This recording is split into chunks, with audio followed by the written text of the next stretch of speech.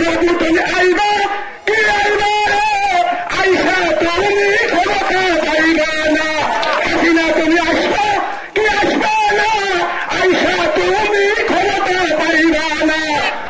সোনাতলা ইউনিয়নের প্রত্যেকটা ওয়ার্ড ভোটে আগত জিয়া সৈনিকেরা সবাইকে আমার প্রান্তীয় সংগঠন বাংলাদেশ জাতীয়তাবাদী যুবদল শাহজাহান পূর্ব জেলা শাখার পক্ষ থেকে সংগ্রামী শুভেচ্ছা ও অভিনন্দন করেছেন। আমাদের বটবৃক্ষ হয়ে মাথার উপরে ছিলেন, ছায়া দিয়ে আছেন। আগামীতে তার নির্বাচন করতে হবে। সে বিএনপি ধানের শীষ প্রতীক নিয়ে সৈয়দপুরে নির্বাচন করবে। এই সনাতন থেকে মার খেয়ে পালায় ওই দলের কথা কি আর থাকবে ভাইরা আমার? ওই দলের আর কোন চিহ্ন থাকবে?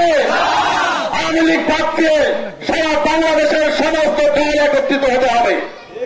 আওয়ামী লীগকে আমাদের এই বাংলাদেশের মাটিতে আর কোন রাজনীতি করার সুযোগ দেওয়া হবে না।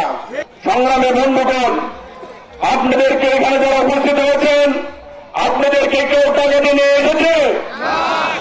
আপনারা কি কারো টাকা খেয়ে সমাবেশে এসেছেন? আপনারা বিএনপিকে ভালোবেসে এসেছেন। আপনারা তারেক রহমানকে ভালোবাসেন, শহীদ রাষ্ট্রপতি জিয়াউর রহমানকে ভালোবাসেন। ভালোবাসার কারণে আপনারা এখানে উপস্থিত হয়েছেন।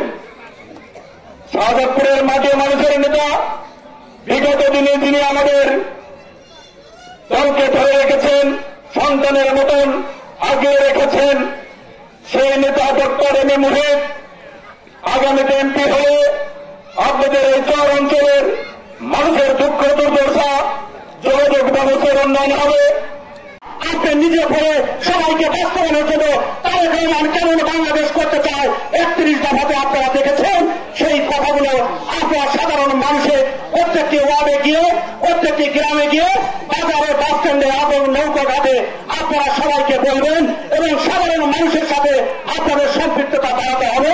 তাহলে আগামী জাতীয় সংসদ নির্বাচনে আমাদের এই শাহজাদপুরের গণমানুষের নেতা ডক্টর এম এ মুহিত সাহেব যখন আগামী নির্বাচনে ধানের শীষের প্রতীকে আসবে, সেই ধানের শীষের প্রতীকে ভোট নিতে হলে অবশ্যই সাধারণ মানুষের ভোটে জয়যুক্ত করতে হবে এবং সেই নির্বাচনে ডক্টর এম এ মুহিত সাহেবকে আপনারা ভোট দিয়ে জয়যুক্ত করবেন।